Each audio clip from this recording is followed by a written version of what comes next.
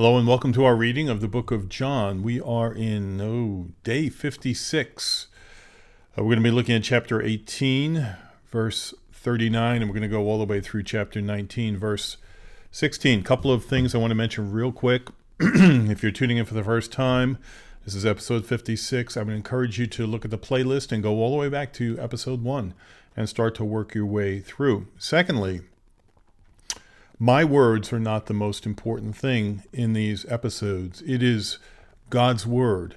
So even though we're breaking it down to understand it, and that's a good thing, it is even more important to go back and read through, the book of John. Just read it through to get the flow. Third thing, at the end of this episode, I'll have a little reminder up there for a different playlist called Why the Cross. And this is a little book reading I did. It's not very long, but answering questions that you may have about why Jesus had to be crucified on the cross. And that's just about where we are in our journey through the book of John. So let's get on with it. Chapter 18, verse 39 is where we will start. Excuse me. But you have a custom. This is a continuing conversation. Jesus is now in the presence of Pilate. And Pilate, the Roman governor of the province, is trying to figure out what to do with Jesus. And he says, Pilate, to the Jewish leaders, but you have a custom that I should release one man for you at the Passover. So do you want me to release to you the King of the Jews? They cried out again, not this man, but Barabbas. Now Barabbas was a robber. Then Pilate took Jesus and flogged him, and the soldiers twisted together a crown of thorns and put it on his head and arrayed him in a purple robe. They came up to him saying, Hail, King of the Jews, and struck him with their hands. Pilate went out again and said to them, See, I'm bringing him out to you that you may know that I find no guilt in him. So Jesus came out wearing the crown of thorns and the purple robe. Pilate said to them, Behold the man. When the chief priests and the officers saw him, they cried out, Crucify him, crucify him. Pilate said to them, Take him yourselves and crucify him, for I find no guilt in him. The Jews answered him, We have a law, and according to that law, he ought to die because he has made himself out to be the Son of God.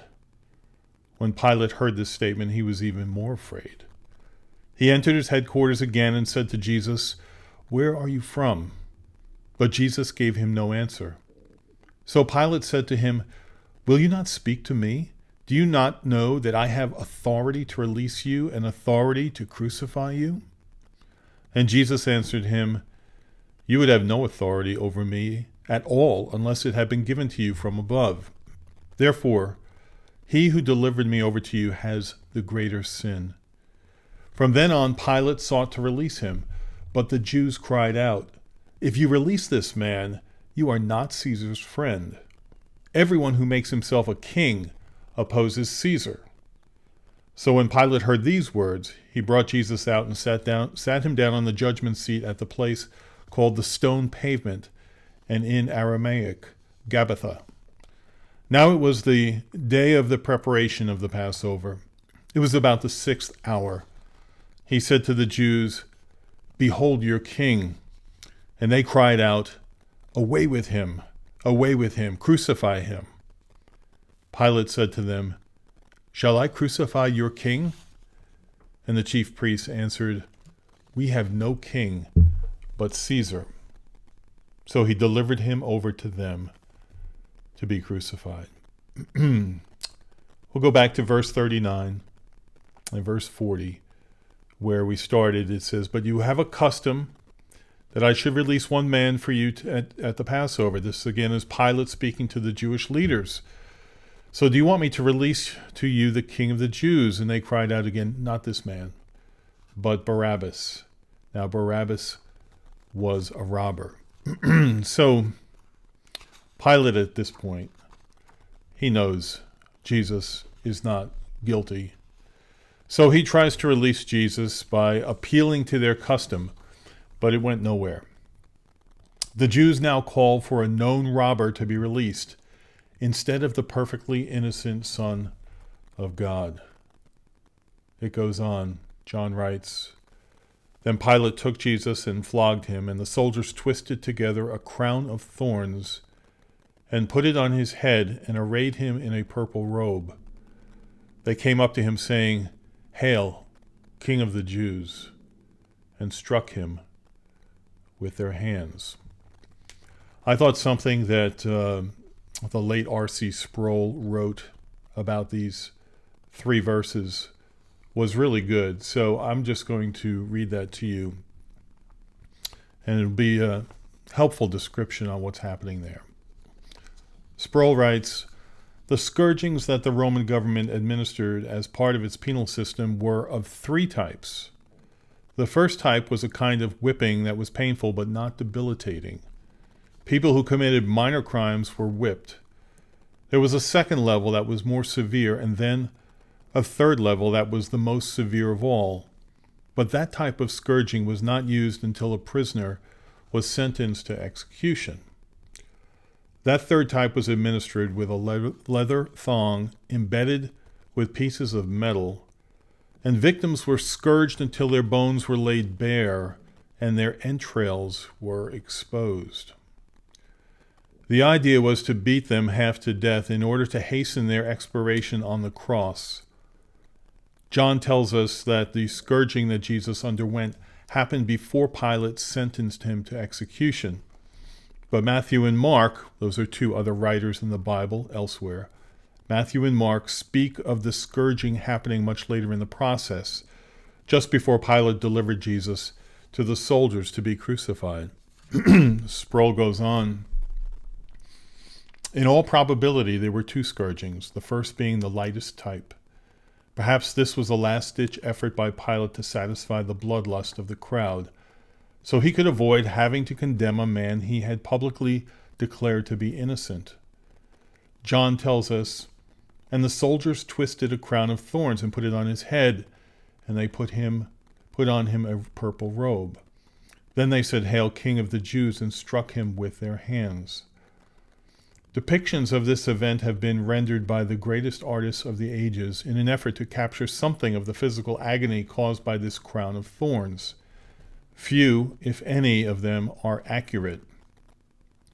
The thorns that were woven together to make this crown were spikes that reached a length of 12 inches. Then the whole mass of thorns was shoved down on Jesus' head, so that the thorns were driven into his temples, all for the sport of the soldiers. Mocking him further, they threw across his back a garment of the color of royalty, purple. Then they gave obeisance to him in their mockery, saying, "Hail, King of the Jews," and took turns slapping him. The whole idea was to make Jesus look not like a king, but a court jester." Unquote for Sproul's writing. Verse 4, "Pilate went out again and said to them, 'See, I am bringing him out to you that you may know that I find no guilt in him.' So Jesus came out wearing the crown of thorns and the purple robe. And Pilate said to them, 'Behold the man.'" I'm wondering if Pilate was hoping that maybe this showing of a completely humiliated man might be enough to soften the hearts of these people. Would they realize, at the very least, that he was innocent and he did not deserve to die? We go on. "When the chief priests and the officers saw him, they cried out, 'Crucify him, crucify him.' Pilate said to them, 'Take him yourselves and crucify him, for, once again, I find no guilt in him.'" Obviously frustrated, Pilate seeks to shift the responsibility of this to the Jews. But in fact, the Jews had no authority to crucify Jesus. They had to get the Roman government to do it. And that was Pilate's position at this point. We go on. The Jews answered him, "We have a law, and according to that law, he ought to die because he has made himself the Son of God." When Pilate heard that statement, he was even more afraid. So here he is, Pilate, just trying to extricate himself from this perversion of justice, this terrible situation. And now he's going to go to Jesus, and I think try to get Jesus to help him figure a way out, but he's not going to get anything there. Jesus is not interested in a way out. He's interested in completing this mission. So verse 9 continues, he says, "He entered his headquarters again and said to Jesus, 'Where are you from?' But Jesus gave him no answer. So Pilate said to him, 'You will not speak to me?